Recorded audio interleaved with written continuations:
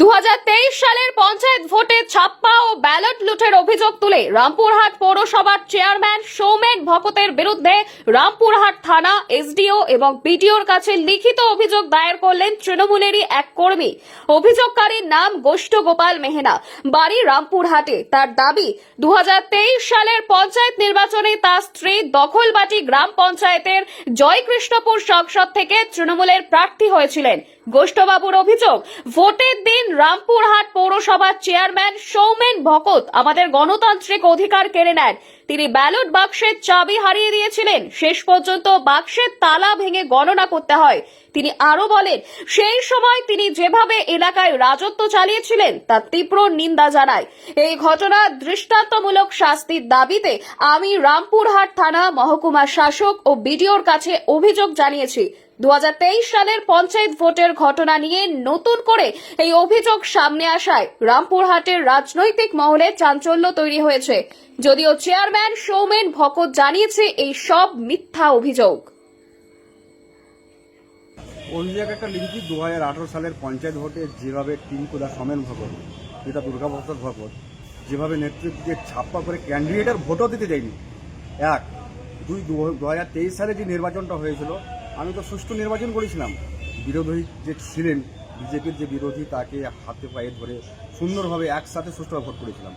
কিন্তু যখন গণনা টেবিলে যাই, ওখানে একটা কথা আছে, এবং আমি যখন বুথের মধ্যে যখন আমাদের ব্যালট বক্সটা সিল করা হয়, তখন 3খানা চাবি থাকে।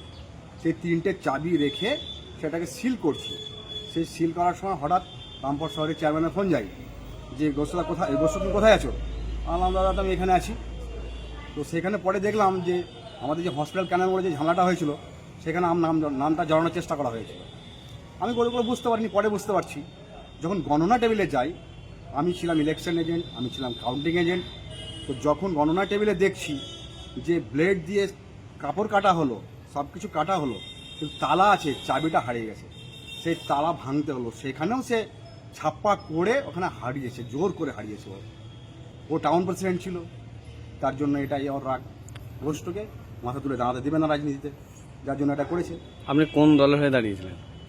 2018 সালে ছিল আমার ওয়াইফ কংগ্রেসের ক্যান্ডিডেট, 2023 সালে পঞ্চায়েত নির্বাচনে ছিল তৃণমূলের ক্যান্ডিডেট। তৃণমূলের হয়ে তৃণমূল আপনাকে কেন করলো? তৃণমূল হয়ে তৃণমূলের ক্যান্ডিডেট হারালো, এটা একটাই কারণ। ওর মনের মধ্যে ভয় আছে হয়তো নিশ্চয়ই, যে আমি যদি ভালো জায়গায় পৌঁছাতে পারি তো আগামী দিনে হয়তো ওর রাজনীতির কেরিয়ারটা কোনো সমস্যা হতে পারে। তার জন্য জোর করে এখানে হারিয়েছে। সেটা ভবিষ্যৎ কথা বলবে, কেন চেয়েছিল, কী চেয়েছিল, সেটা আরও কিছু ইনকোয়ারি আছে, সেই রিপোর্টগুলো আসুক, তারপরে না হবে। সেখানে কে জিতেছিল? সেখানে বিমল চন্দ্র মালকে জেতানো হলো। তো সে কোন দলের? সে তো বিজেপি দলের। আজকে সেই বিজেপি দল ঢোকার জন্য তো কিছু কিছু ঘুরে বেড়াচ্ছে ধ্রুব সাহার সঙ্গে। ফাইলেও পেয়েছে নাকি, চিটিং বাজি পেয়েছে নাকি ও? হ্যাঁ, যে জনগণের অধিকার কেড়ে নিয়ে ও একদম যেমন টাকা পয়সা হাজার হাজার কোটি টাকা ইনকাম করে নিয়ে ফাইলেও। ওকে আপনার কি হুমকি দিয়েছিল? হুমকি কেন দেবে? এগুলো কি ঠিক করেছে কাজগুলো? এই কাজগুলোকে ঠিক করেছে? ও বিজেপিকে ভোট করার জন্য পয়সা দিবে, সিপিএমকে ভোট করার জন্য পয়সা দিবে। আর আমি আমার কত কঠোর পরিশ্রম, আমার 3খানা গ্রামে পরিষেবা দেওয়া আছে। তো বলুক না দেখি আমার একমাত্র সমস্যা, একটা কোনো সমস্যা আছে কিনা।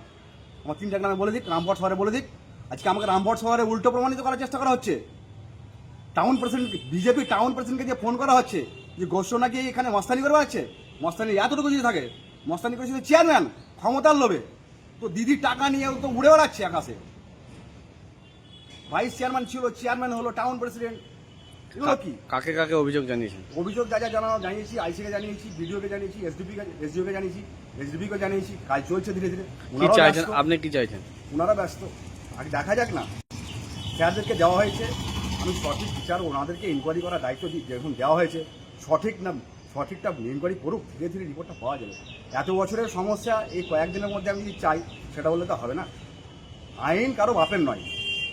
তার কারণ হচ্ছে ভারতীয় সংবিধানে ডক্টর বি আম্বেদকরের 32 পয়েন্ট বলাই আছে, আমি একজন তপশিলি জাতি, আমাকে এভাবে হ্যারাসমেন্ট করা উচিত নয়। এটা বেআইনি, এটা অন্যায়। এর প্রতিবাদ আমি করবো, প্রয়োজন হলে রাষ্ট্রপতির কাছে আমি যাবো। I don't care.